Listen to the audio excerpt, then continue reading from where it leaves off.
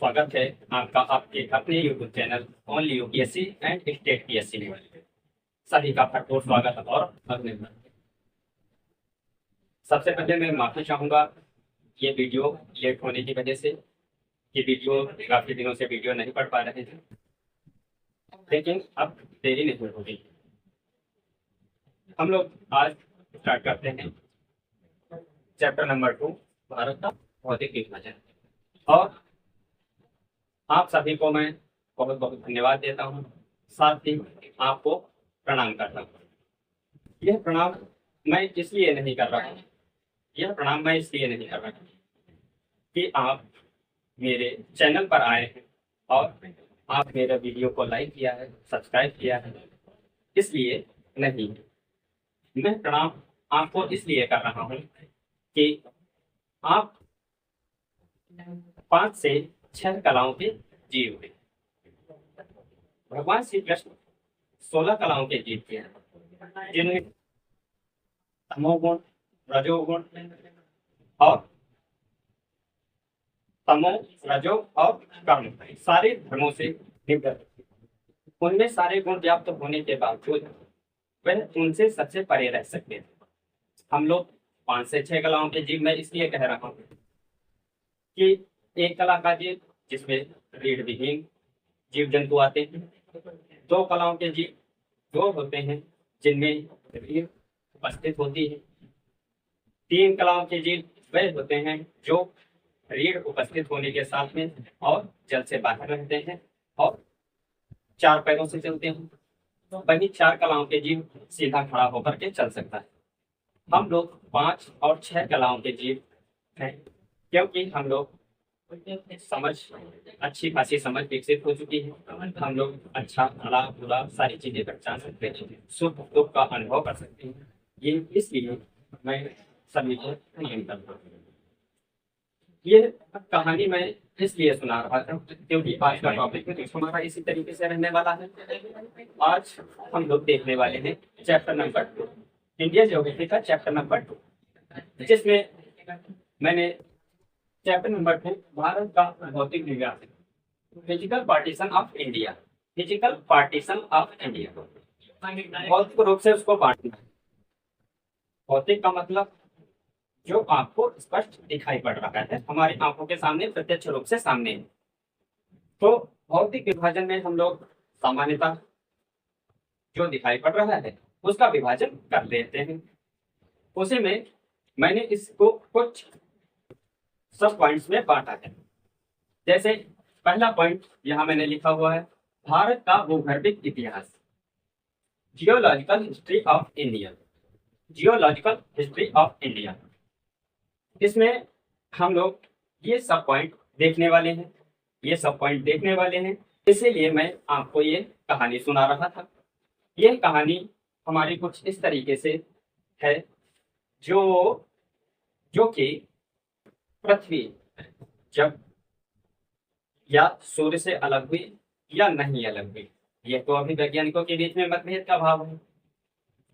लेकिन अगर सूर्य से अलग हुई तब यह एक गर्म आग का गोला के रूप में थी और वह धीरे धीरे ठंडी हुई, धीरे धीरे ठंडी होकर के चट्टानी रूप लिया। तो वहां से कुछ चट्टानें बननी प्रारंभ हुई। जैसे पृथ्वी ठंडी होने के बाद में जो चट्टानें बनी, तो पहले नंबर की चट्टानें जो हमारे भारत में भी पाई जाएंगी, उसी में प्री कैम्ब्रियन युग की चट्टानें, जैसे हमारे वहाँ अरावली की चट्टानें, अरावली क्रम की चट्टानें। अब हम लोग अरावली क्रम की चट्टानें बोलते हैं, तो अरावली सिर्फ अरावली ही नहीं, ऐसे विश्व में आप देखेंगे कई जगहों पर जो चट्टानें पहले, सबसे पहले जहां पर पृथ्वी गर्म लावा से ठंडी होकर चट्टानी रूप ले रही थी, वहां की चट्टानों को आर्कियन क्रम की चट्टानें कहा जाता है, क्योंकि ये चट्टानें सबसे पूर्व पहले बनी और हमारे वहाँ अरावली के नाम पर इनका नामकरण हुआ, तो अरावली क्रम की चट्टानें कह दी जाती हैं। ऐसे ही चट्टानें लॉरेंशियन शील्ड नॉर्थ अमेरिका में है, वो भी सबसे पहले ठंडे होने के दौरान ही बनी थी। उसके आगे हम लोग दूसरे धारवाड़ क्रम की चट्टानें, जब चट्टान बन गई आग्नेय प्रकार की चट्टानें बनेंगी सबसे पहले। आग्नेय प्रकार की चट्टानें बनेंगी। आग्नेय प्रकार की चट्टानों पर टेम्परेचर के हाई रहने, प्रेशर के हाई रहने, फिर टेम्परेचर के कम हो जाने, फिर टेम्परेचर के कम हो जाने, कुछ इस तरीके से भौतिक या पृथ्वी पर होने वाली क्रमिक घटनाओं के आधार पर इनमें कुछ परिवर्तन हुआ, रूपांतरित हुआ। उसी के क्रम में दूसरी चट्टानें धारवार क्रम की चट्टानें बनती हैं। धारवार क्रम की चट्टानें बनती हैं, अब रूपांतरित चट्टान बन के तैयार हुई। अब आग्नेय और धारवार क्रम की चट्टानें जब उनको वायु या जल के द्वारा अपवाहित किया गया, मतलब पहले एक चट्टान बनी, उसके बाद में उस चट्टान पर ताप और दाब का प्रभाव हुआ, जिससे उसका रूप विकृत हुआ, रूप विभाजित हुआ। तो रूप विभाजन होने के बाद में वह बनी रूपांतरित चट्टानें। रूपांतरित चट्टानें और आग्नेय प्रकार की चट्टानों पर, दोनों पर जब जल के द्वारा और वायु के प्रभाव से जब वह एक स्थान से बह करके दूसरे स्थान पर, एक स्थान से बहकर दूसरे स्थान पर निक्षेपित हुई। जैसे यहाँ कोई आग्नेय चट्टान थी और आग्नेय क्रम की चट्टान थी, यहाँ टेम्परेचर हाई हुआ, प्रेशर हाई हुआ। टेम्परेचर और प्रेशर के बढ़ने के बाद में ये कुछ चट्टान इस तरीके से बन के तैयार हो गई, जो हुई रूपांतरित चट्टान। रूपांतरित चट्टान, रूपांतरित चट्टान इसके बाद में यह यहाँ से जल या वायु के द्वारा बहा कर ले जाके कहीं दूर स्थापित कर दी गई, तब यह बनी अवसादी क्रम की चट्टानें। तो अवसादी क्रम की चट्टानें बनी। उसी के साथ में ये तीसरे नंबर की कुडप्पा क्रम की चट्टानें, जो पूर्वी घाट पर्वत श्रृंखला आज हमें दिखाई पड़ रही है, भारत के पूर्वी तटीय तट के सहारे या बंगाल खाड़ी के सहारे दिखाई पड़ती है। यह पूर्वी घाट की श्रृंखला पूरी कुडप्पन क्रम की श्रृंखला और यहाँ पर विंध्यन क्रम की श्रृंखलाएं, ये विंध्यन क्रम की चट्टानें और कुडप्पन क्रम की चट्टानें दोनों एक साथ में निर्मित हुई। कुडप्पन क्रम की चट्टानें आंध्र प्रदेश के कुडप्पा जिले के नाम पर इनका नामकरण किया गया। वहीं अब यह भारत, जैसे यहाँ पर लिखा है पर्मोकार्बोनिफेरस ग्लेशियलाइजेशन फॉर्मेशन, इसमें क्या हुआ, जब ये सारी घटनाएं हुई, जैसे अरावली का बनना, धारवाड़ का बनना, कुडप्पा का बनना, ये घटनाएं जब हुई तब तक हमारा भारत, प्रायद्वीपीय भारत गोंडवाना से लगा हुआ था, गोंडवाना लैंड का हिस्सा था। उसके बाद में गोंडवाना लैंड से टूट करके यह उत्तर पूर्व की ओर प्रवाहित हुआ। इसका ये नीचे वाला हिस्सा, आप नीचे वाला हिस्सा इतना देखिए, इतना प्रायद्वीपीय हिस्सा गोंडवाना सॉरी अफ्रीका से लगा हुआ था। अफ्रीका से नॉर्थ ईस्ट की तरफ मैंने ऐसे एरो बनाए हुए हैं, यहाँ से कुछ इस तरीके से ऊपर की तरफ आया। वो आया क्यों, इसको हम लोग प्लेट टेक्टोनिक थ्योरी के आधार पर समझेंगे कि क्यों यह ऊपर की तरफ नॉर्थ ईस्ट की तरफ आया। अब यह जब ऊपर की तरफ आया तो उससे पहले यह कहीं अंटार्कटिका के पास अफ्रीका महाद्वीप भी नीचे की तरफ शिफ्ट हुआ, लगा हुआ था। तो उससे लगा हुआ होने के साथ इसमें कहीं कहीं ग्लेशियलाइजेशन मतलब हिमयुग के साक्ष्य भी दिखाई पड़ते हैं कहीं कहीं पर।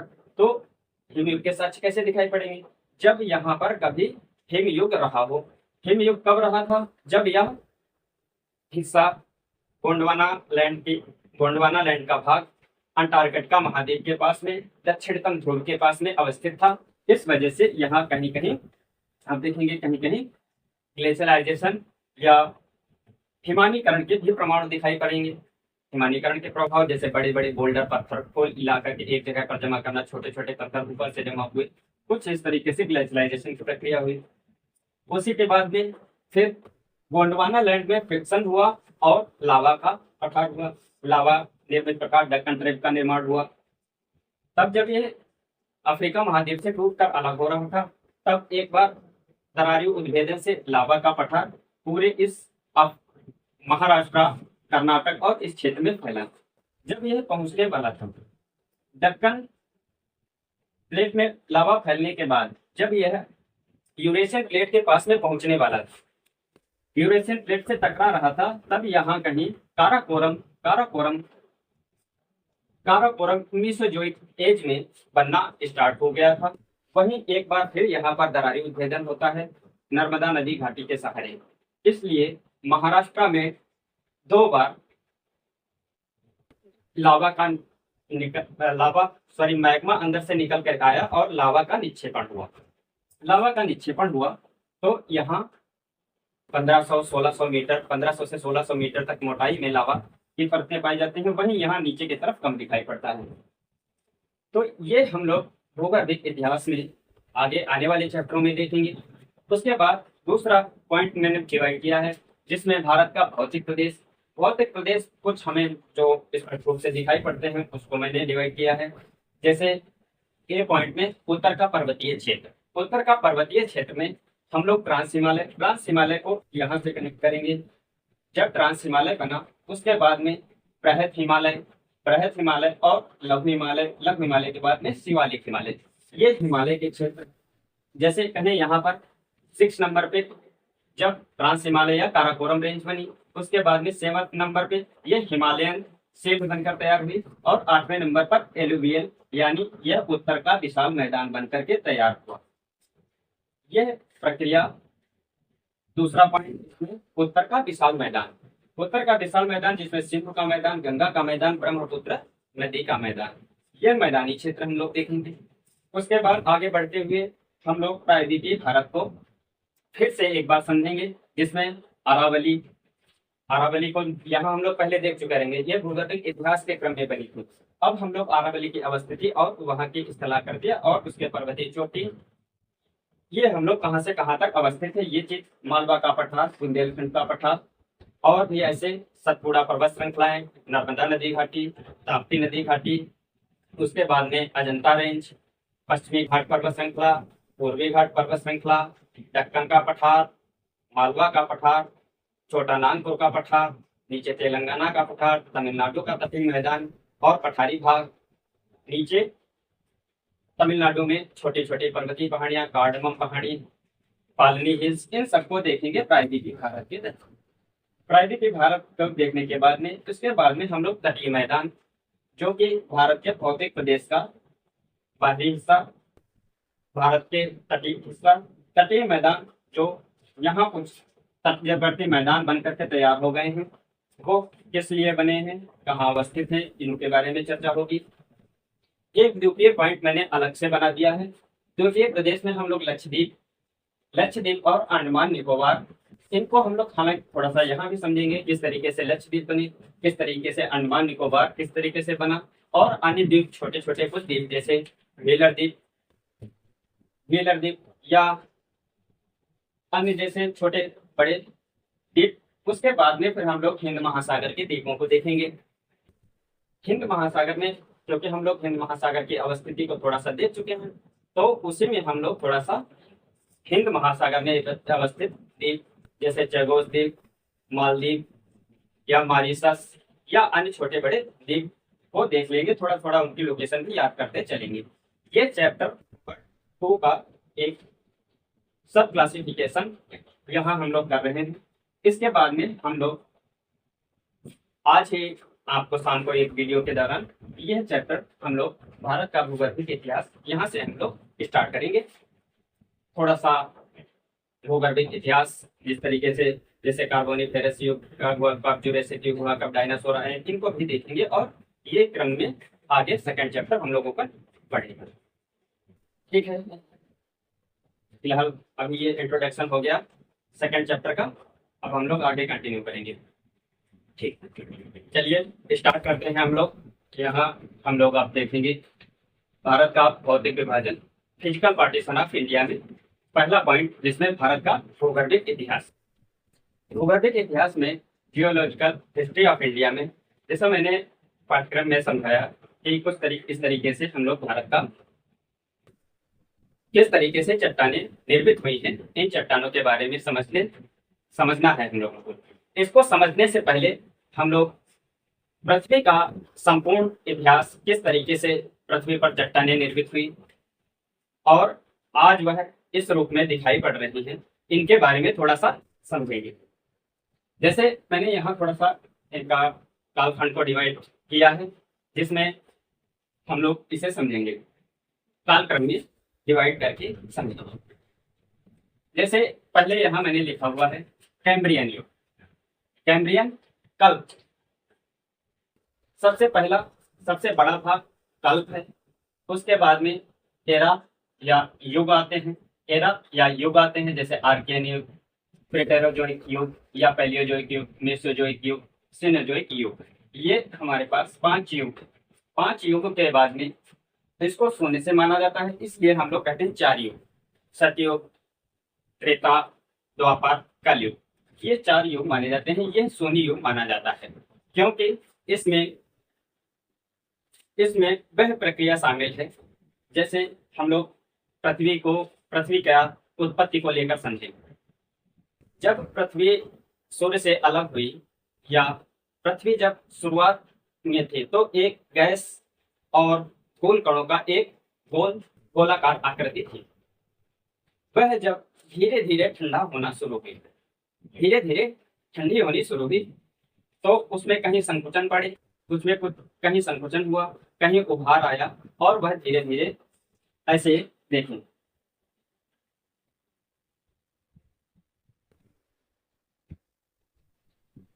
कुछ इस तरीके से, जैसे पृथ्वी कहीं संकुचित दिखाई पड़ रही है, कहीं उभरी हुई दिखाई पड़ रही है। तो प्री कैम्ब्रियन युग में, आर्कियन युग में यह पृथ्वी ठंडी होने की प्रक्रिया स्टार्ट होती है।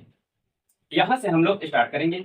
इन 5 युग में यहाँ तक आने के बाद देखेंगे इसमें क्रम चलता रहता है। ऐसे एक समय पृथ्वी बनी, पृथ्वी जाके फिर यहाँ से फिर से स्टार्ट होगी, पैलियोजोइक से फिर से स्टार्ट होगी। यह वाला क्रम पृथ्वी के लास्ट का फिर से हो जाएगा जब पृथ्वी का अंत हो जाएगा, जहाँ कोई स्थलखंड नहीं बचेगा। पृथ्वी जाकर के ब्लैक होल में समाहित हो जाएगी या सूर्य के साथ में इसका भी अस्तित्व समाप्त हो जाएगा। ऐसा कुछ होगा। यहाँ हम लोग पैलियोजोइक से होलोसीन या सिनोजोइक के होलोसीन तक इनका क्रम कैसे चलता है। जैसे प्लीस्टोसीन हिमयुग देखें, कोई हिमयुग आता है तो लगभग पृथ्वी पर, संपूर्ण पृथ्वी पर बर्फ की चादर छा जाती है। एक सेकंड, बर्फ की चादर इस तरीके से बर्फ से ये ढक जाता है।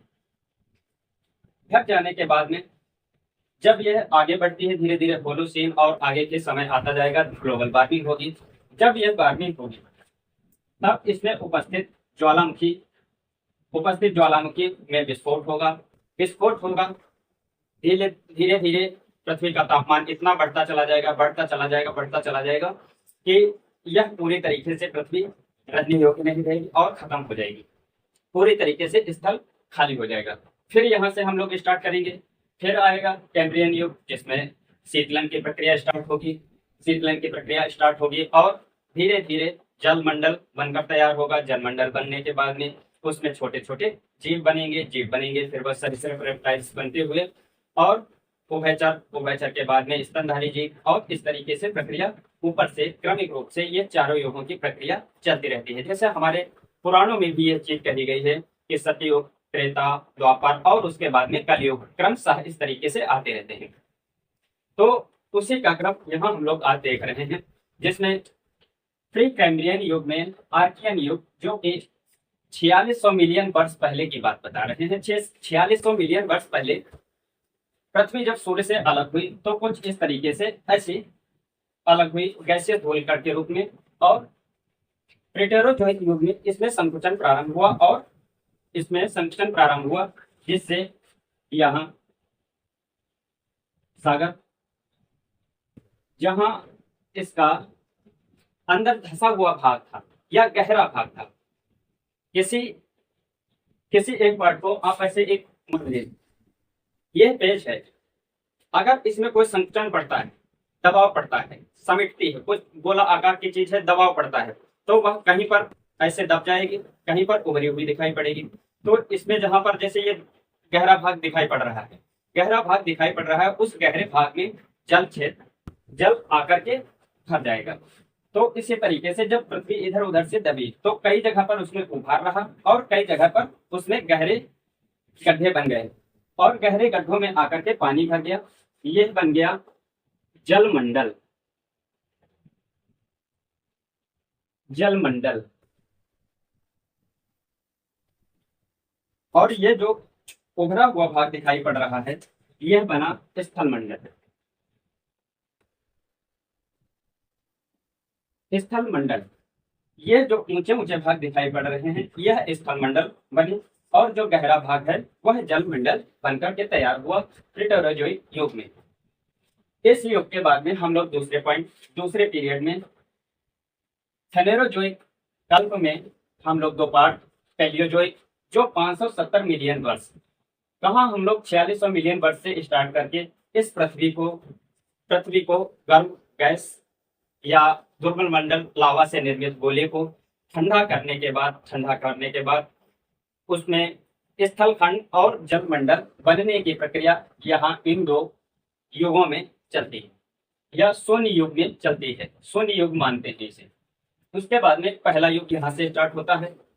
पहले युग पैलियोजोइक में कैम्ब्रियन पीरियड, जैसे पैलियोजोइक युग को हम लोगों ने 5 पार्ट में बांटा है, जैसे कैम्ब्रियन, ऑर्डोविशियन, डेवोनियन, कार्बोनिफेरस और Permian. Carboniferous, Ordovician, Devonian, Carboniferous और Permian. Carbon, Cambrian, Ordovician, Devonian, Carboniferous और पर्मियन। इसको आप 4-5 बार बोलेंगे, याद हो जाएगा। कैम्ब्रियन, ऑर्डोविशियन, डेवोनियन, कार्बोनिफेरस और Permian. Cambrian, Ordovician, Devonian, Carboniferous, Permian. Cambrian, Ordovician, Devonian, Carboniferous और पर्मियन। इस तरीके से 4-5 बार बोलेंगे, धीरे धीरे याद होगा। जैसे आंख में देख के बोलेंगे, याद करेंगे। Cambrian, Ordovician, Devonian, Carboniferous, Permian. ये 5 पीरियड आए, इसमें अलग अलग घटनाएं जिनको नोट किया गया या देखा गया। जैसे कैम्ब्रियन युग में सबसे पहले यहाँ जब यह स्थलखंड इन युगों में बनकर तैयार हुआ, उसके बाद यहाँ हम लोग देखें तो एक कोशिकीय जीव कुछ इस तरीके से ऐसे जीव बनकर तैयार हुए। इससे पहले जीव बनने से पहले यहाँ पर शैवाल या छोटे कोई घास के रूप में जो समुद्री घास हैं, शैवाल बनने स्टार्ट हुए। उसी के साथ में एक कोशिकीय जीव भी बने। इसमें कैम्ब्रियन युग में एक कोशिकीय जीव के साथ में छोटे शैवाल घास बनकर के तैयार हुए। वहीं ये पीरियड इसीलिए बटे हुए हैं कि एक क्वेश्चन यूपीएससी का ऐसे ही बनता है कि कैम्ब्रियन युग में क्या देखने को मिलता है। इसी का प्री कैम्ब्रियन युग की चट्टानें हम लोग यहाँ भारत में देखते हैं। भारत में प्री कैम्ब्रियन युग में ये अरावली का क्षेत्र बना। अरावली कैम्ब्रियन युग की चट्टानें के साथ में थोड़ा और भाग जो भी बना, वो हम लोग आगे भारत का जब इसी में क्लासिफिकेशन आगे देखेंगे। फिलहाल हम लोग अभी फिजिकल ज्योग्राफी नहीं कर रहे हैं। फिजिकल ज्योग्राफी जब हम लोग करेंगे तो इन चीज़ों को एक और डिटेल वीडियो में, इसमें बहुत सारी बातें करने के लिए होती हैं। जैसे कई बार बोला जाता है ग्लोबल वार्मिंग कुछ नहीं है, ग्लोबल वार्मिंग नहीं हो रही है। ग्लोबल वार्मिंग नहीं है तो वही ऐसे वैज्ञानिक नहीं बोलता, या अमेरिकन राष्ट्रपति डोनाल्ड ट्रंप बोल दे रहे हैं कि ग्लोबल वार्मिंग नहीं हो रही है। तो ग्लोबल वार्मिंग नहीं हो रही, उनका कहने का मतलब सीधा यही है कि यह एक क्रमिक प्रक्रिया है। हिमयुग हुआ है, हिमयुग के बाद में टेम्परेचर बढ़ता जाएगा और धीरे धीरे करके यह पृथ्वी फिर से पूरी तरीके से निर्जीव हो जाएगी, यहाँ कोई जीवन नहीं बचेगा। उसी क्रम में आगे हम लोग आगे बढ़े। ऑर्डोविशियन युग में यहाँ बहुकोशिकीय जीव जिसमें कई सारी कोशिकाएं, बहुकोशिकीय जीव बने और समुद्र में थोड़े बड़े टाइप के झाड़ियों का निर्माण हुआ, समुद्री पेड़ पौधों का निर्माण हुआ। उसी के बाद आगे बढ़ते हुए हम लोग देखते हैं इनका क्रम। मैं बार बार यही बोल रहा हूँ कि ये जो क्रम है आपको ये याद करने हैं, समझ के रखने हैं। ये फिजिकल ज्योग्राफी, जब वर्ल्ड ज्योग्राफी हम लोग कर रहे होंगे वहां पर हम लोग इनको डिटेल में समझेंगे कि किस युग में क्या हुआ। अभी हम लोग भारत को समझना है, तो भारत के समझने के पहले ये ऐतिहासिक पृष्ठभूमि जो विश्व की रही, पृथ्वी कैसे बनी और वहां से किस तरीके से आगे बन करके या भारत में किस तरीके से चट्टानों का निर्माण हुआ, उन चट्टानों की निर्माण प्रक्रिया को समझ रहे हैं, जिसमें कार्बोनिफेरस युग हुआ। डेवोनियन युग में यहाँ पर रीढ़ वाले जीव जैसे मछली और अन्य जीव बन करके तैयार हुए। साथ ही साथ स्थल खंड पर थोड़ी शैवाल और घास का निर्माण हुआ। छोटी छोटी झाड़ियां जो हम लोग देखते रहते हैं, टिकाई जम गई है, उसी तरीके से छोटे छोटे घास उस ऊपर डेवोनियन युग में स्थल खंड पर भी बनना स्टार्ट हुई। वहीं कार्बोनिफेरस युग में बड़े बड़े पेड़ पौधे स्थल खंड पर बने और उभयचर प्राणी इसी के साथ में बने। सॉरी, यही पर्मियन युग में ये उभयचर जो थे सीधे खड़े, मतलब दो पैरों पर चलना शुरू हुए, डायनासोर जैसे। इसी के डायनासोर का विकास यहाँ टेरेसिक युग में होता है। डायनासोर और भी ऐसे बहुत सारे जीव जंतु बने जिनका हमें कोई आइडिया भी नहीं है। कार्बन डेटिंग के आधार पर तो हम लोग उन्हीं का आकलन कर सकते हैं या उन्हीं की जानकारी दे सकते हैं जिनका कुछ अवशेष हमें प्राप्त हो चुका है या अवशेष प्राप्त हुआ है, तभी तो हम लोग उनका कार्बन डेटिंग करके उनकी एज और उनका युग से संबंध निकाल सकते हैं। जब यहाँ पर बनने वाले बहुत सारे ऐसे जीव रहे जिनका कोई अस्तित्व ही नहीं मिला है, हमें होगा भी अगर तो हमें मिला नहीं है, अगर हमें मिले तब हम लोग उनका कार्बन डेटिंग करके बता सकते हैं कि कौन से युग में कौन से जीव बने। और यह मिलने का कारण यह है, जैसे कार्बन डेटिंग तो की जा सकती है, जिसकी हड्डी जितनी मजबूत या सघन होगी वह उतने दिन तक बनी रहेगी, दिखाई पड़ती रहेगी, और जब ज्यादा दिन तक बनी रहेगी तभी वो हमें मिल सकती है और हमें प्राप्त हो सकती है। जब हमें मिलेगी तब हम उसका कार्बन डेटिंग करके उसकी एज निकाल सकते हैं। यहाँ पर्मियन युग में बड़े बड़े रेप्टाइल्स या उभयचर जीव बनने स्टार्ट हुए। टेरासिक युग में यहाँ डायनासोर बने। डायनासोर के उत्पत्ति का समय यहाँ था। ये बहुत लंबे लंबे टाइम पीरियड है, जैसे 570 मिलियन से लेकर के यहाँ तक 245 मिलियन वर्ष तक घटते हुए चले आए। इतने वर्ष का लंबा टाइम पीरियड लग गया। जब ये धीरे धीरे घास, सबसे पहले छोटे शैवाल घास बनना शुरू हुए, फिर एक कोशिकीय जीव बने, एक कोशिकीय जीव फिर बहुकोशिकीय जीव बने, बहुकोशिकीय के बाद में फिर कशेरुकी मतलब रीढ़ वाले जीव बनना शुरू हुए। रीढ़ वाले जीव में फिर फिश, मछली वगैरह वगैरह बनना शुरू हुए। उसी के साथ में जब मछली का और विकास हुआ तब वह कुछ हद तक स्थल खंड पर भी आना शुरू हुआ। रेप्टाइल्स का इसी तरीके से विकास हुआ। रेप्टाइल्स का जब विकास हुआ, सरीसृप का विकास हुआ, जब वह पृथ्वी पर रहने लगे और लंबे समय तक जब पृथ्वी पर रहने लगे, लंबे टाइम पीरियड तक स्थल खंड पर निवास करने लगे, तब उनके धीरे धीरे पैर निकलना शुरू हुए। छिपकली और डायनासोर या छिपकली की प्रजाति के और सारे रेप्टाइल्स धीरे धीरे बनना शुरू हुए। इसी को आगे बढ़ाते हुए यहाँ डायनासोर ट्रियासिक युग में विकास हुआ। उसी के बाद में जब जुरैसिक युग आया, तब यह डायनासोर का काल भी कहा जाता है। डायनासोर, क्योंकि डायनासोर हम लोग ये नाम बार बार क्यों ले रहे हैं, क्योंकि डायनासोर के हमें अवशेष मिल चुके हैं, बल्कि इसके साथ में बहुत सारे ऐसे जीव रहे जो जिनका अस्तित्व हमें मिला ही नहीं है, जिनका अवशेष हमें प्राप्त ही नहीं हुआ। अवशेष नहीं मिले हैं तो हम लोग उनके बारे में कोई चर्चा भी नहीं कर सकते। जैसे हम लोग कहते हैं मैमथ, हाथी का एक पूर्वज हुआ करता था, उसके कुछ अवशेष मिले तो उनका नाम ले लेते हैं। जो हमें प्राप्त हुआ उसी के बारे में चर्चा करते हैं। फिर जुरैसिक युग में डायनासोर रहे और क्रिटेशियस युग में इनका अंत हो गया। डायनासोर इतने लंबे समय तक रहे, उसके बाद में 245 करोड़ों वर्ष रहे। उसके बाद में ये क्रिटेशियस युग में डायनासोर का युग समाप्त हुआ। डायनासोर खाते क्या थे? स्तनधारी जीव। इसी के साथ में स्तनधारी जीवों का भी विकास हुआ। जब स्तनधारी जीवों का विकास हुआ तो स्तनधारी जीवों को वो खाते थे डायनासोर। जब यहाँ त्रियासिक युग में डायनासोर विलुप्त हो गए, डायनासोर खत्म हो गए, तो स्तनधारी जीवों का विकास होना काफी तेजी से शुरू हुआ। त्रियासिक युग में स्तनधारियों का वर्चस्व रहा और धीरे धीरे वह प्रगति पर आए। इसी के साथ में कार्बोनिफेरस एक ऐसा युग था जहां बड़े बड़े पेड़ पौधे पाए जाते थे।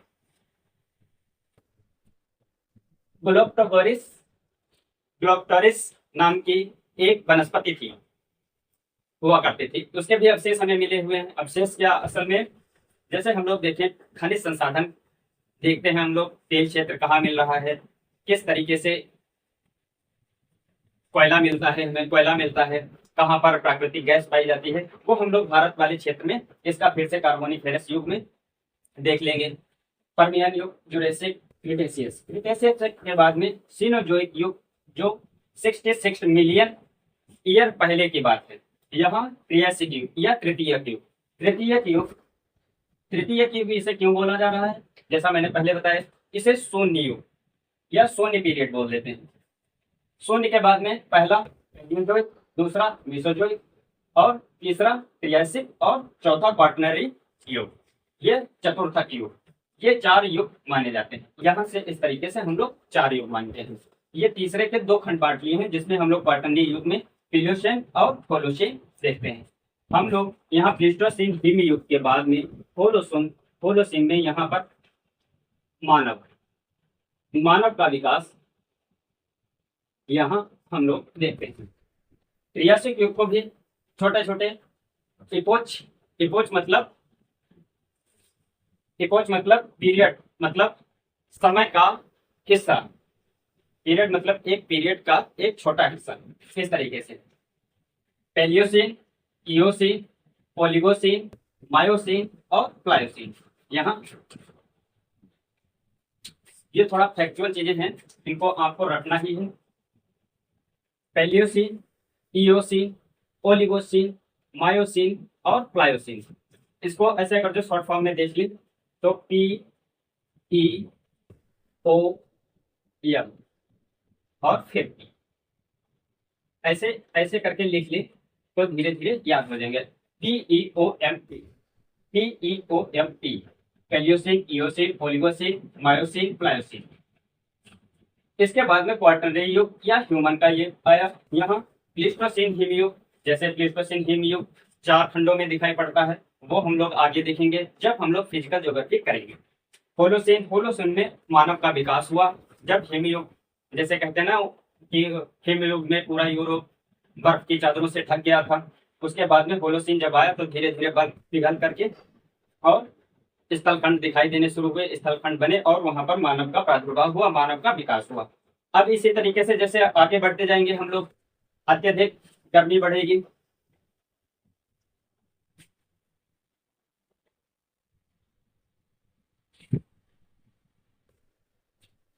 यहाँ कुछ इस तरीके से पृथ्वी है हमारी, और ये हमारा वायुमंडल।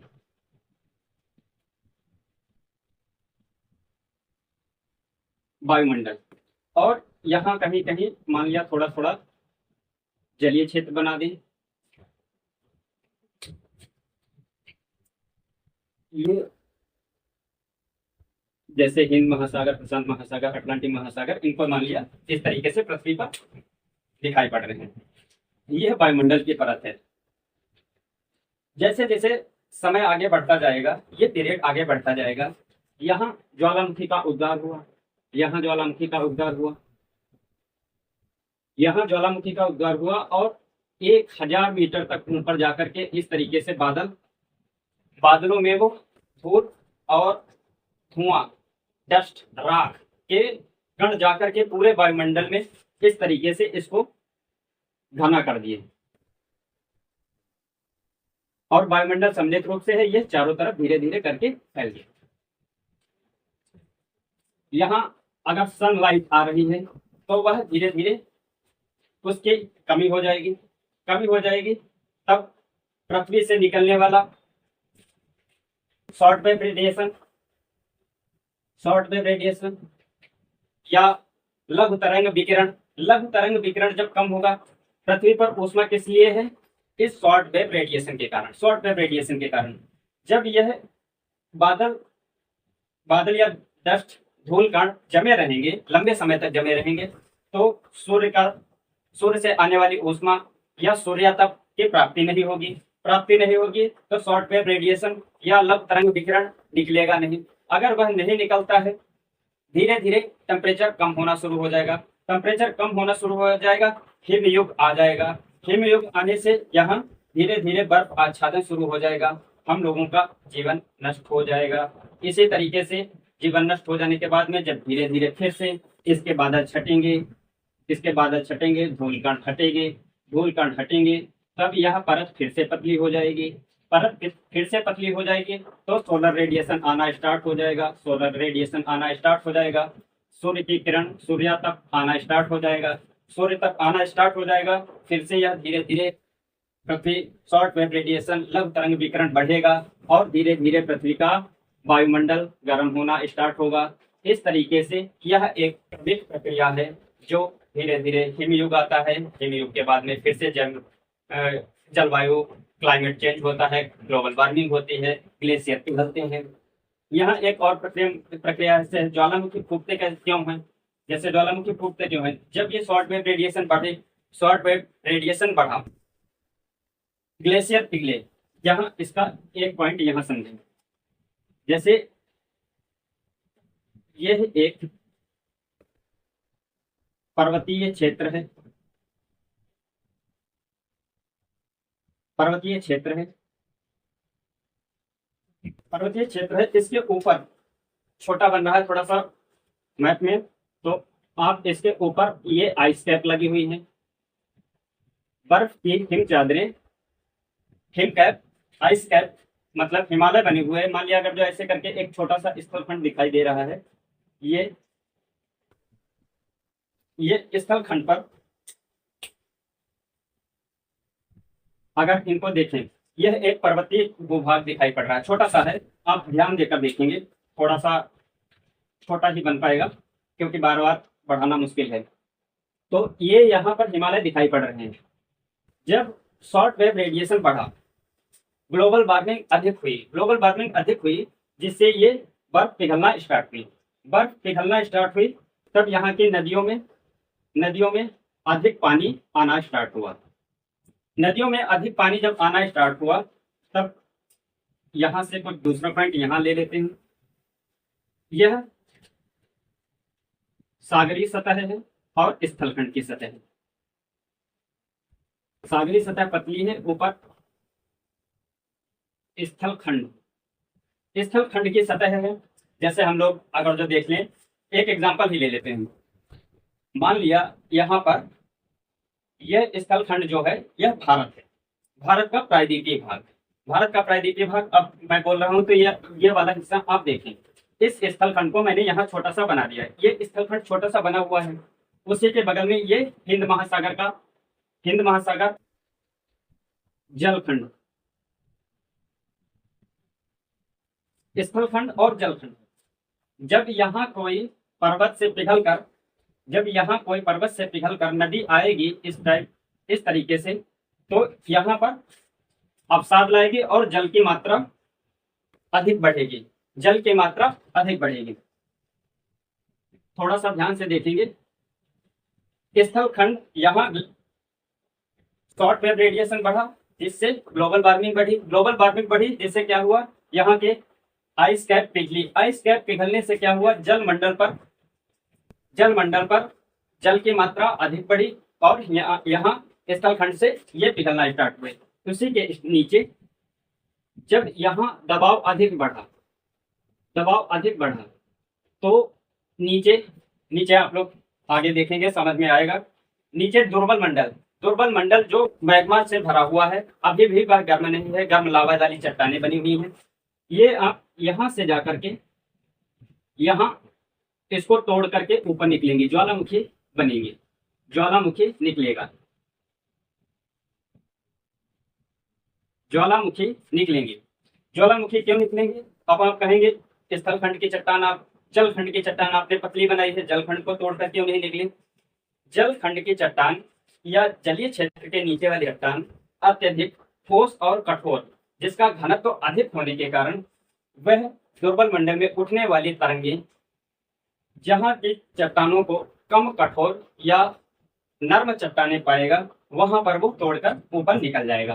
तो जलखंड के जो चट्टान, जलीय क्षेत्र के चट्टान अत्यधिक सघन होने के कारण वहां तोड़कर वह ऊपर नहीं निकलता, और वह स्थल खंड में जहां कहीं नर्म चट्टाने पाएगा वहां तोड़कर के ऊपर निकलेगा। इस तरीके से यह ज्वालामुखी क्रिया निकलेगी। बहुत सारा यह मलबा निकलेगा जो यहाँ फैलता है, लावा फैलता है। हालांकि ये लावा मात्रा कम ही रहती है, उसके साथ में धूल और राख ये सारे बहुत ज्यादा अधिक मात्रा में निकलते हैं।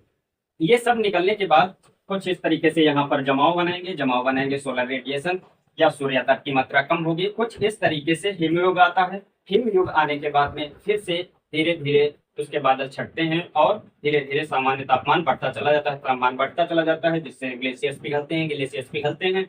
फिर वही प्रक्रिया, ये सारी प्रक्रिया बार बार चलती रहती है और हम लोगों का जीवन भी कुछ इसी तरीके से प्लीस्टोसीन युग आता है। उसके बाद में फिर मानव का विकास होता है। मानव का विकास होने के बाद में फिर पूरी तरीके से निर्जन हो जाती है। निर्जन हो जाने के बाद में फिर किसी तरीके से धीरे धीरे करके क्रम चलता रहता है। जैसा कि हमारे पुराणों और वेदों में भारतीय संस्कृति हमारी इतनी विकसित क्यों मानी जाती है, इसके पीछे यही सब कारण है कि वह पहले से जानते हैं कि यह 4 युग हैं, इनका क्रम इसी तरीके से सतयुग, त्रेता, द्वापर, कलयुग इसी तरीके से चलता रहता है, जिसमें सतयुग का सबसे लंबा टाइम पीरियड दिया गया है। यहाँ कलयुग का टाइम पीरियड बहुत ही कम माना गया है। जैसे मानव तो बहुत अभी जल्द ही आया है। हम लोग ज्यादा से ज्यादा मानव का विकास देख लें तो यही कोई 1 लाख वर्ष पूर्व से 1 लाख वर्ष से हम लोग इस पृथ्वी पर हैं और बहुत ज्यादा समय तक हम लोग रहेंगे भी नहीं। जल्द ही पृथ्वी विनष्ट हो जाएगी और यहाँ से निर्जन बन करके फिर यहाँ से स्टार्ट होगी। धीरे धीरे यह चक्र चलता रहेगा और हम बार बार यहाँ आते और जाते रहेंगे। अब हम लोग वर्ल्ड ज्योग्राफी का या पॉलिटिकल ज्योग्राफी में जियोपॉलिटिकल्स में हम लोग देखेंगे। इसको हम लोग और भी डिटेल में देखेंगे। अब हम लोग नेक्स्ट वीडियो में यहाँ हम लोग देखेंगे जैसे भारत का विभाजन फिर से किया गया है। जैसे कैम्ब्रियन युग की चट्टानें, जैसे मैंने यहाँ लिख दिया है कैम्ब्रियन युग की चट्टानें। उसके बाद में पुराना क्रम की चट्टानें, पुराना नाम की पुराना ही चट्टानें हैं, जो भी 2 प्रकार की विंध्यन और कुडत्ता क्रम की चट्टानों को पुराना क्रम की चट्टानें कहा जाता है। उसके बाद में गोंडवाना क्रम की चट्टानें या गोंडवाना क्रम की चट्टानों को हम लोग द्रविड़ियन क्रम की चट्टानें कहा जाता है। द्रविड़ियन क्रम की चट्टानें ये द्रविड़ या साउथ भाग में दक्षिणी प्रायद्वीपीय भारत में अधिक पाई जाती हैं, इसलिए इनका नाम द्रविड़ियन युग के नाम पर ये बनी हुई है, ग्लेशियलाइजेशन के दौरान बनी हुई है। इनको भी हम लोग कल समझेंगे कि किस तरीके से अफ्रीका स्थलखंड से टूट करके जब जा रहा था, आज की स्थिति में आ रहा था, तब बीच में एक जगह पर जब यह भूमध्य रेखा को पार कर रहा था, भूमध्य रेखा को पार करने के समय पर यहाँ लावा का विखंडन हुआ और धीरे धीरे दक्कन ट्रैप का निर्माण हुआ। उसके बाद में फिर आर्यन मतलब सबसे नवीनतम युग आया। नवीनतम युग में किस तरीके से ये काराकोरम और ये दक्कन ट्रैप बना, इसी के साथ में हिमालय का निर्माण हुआ और एल्यूवियल सॉइल यानी जलोढ़ मृदाओं का निर्माण हुआ। ये हम लोग कल के वीडियो में या आगे आने वाले वीडियो में इसका फिर से डिटेल अध्ययन करेंगे। फिलहाल अभी वर्ल्ड के हिसाब से, विश्व भूगोल के हिसाब से ये कालक्रम है, थोड़ा सा फैक्चुअल है। ये आप लोग 2-3 बार देखेंगे, वीडियो में देखेंगे और थोड़ा सा आप इसकी प्रैक्टिस करेंगे तो आपको आ जाएगा। और क्वेश्चन निश्चित ही बनते हैं। आपको इसके क्वेश्चन भी मैं करा दूंगा, अगर आप कहें तो इसके क्वेश्चन भी आपको दे दिए जाएंगे। ठीक है, फिलहाल आज इतना ही, कल हम लोग यहाँ स्टार्ट करेंगे। Thank you very much.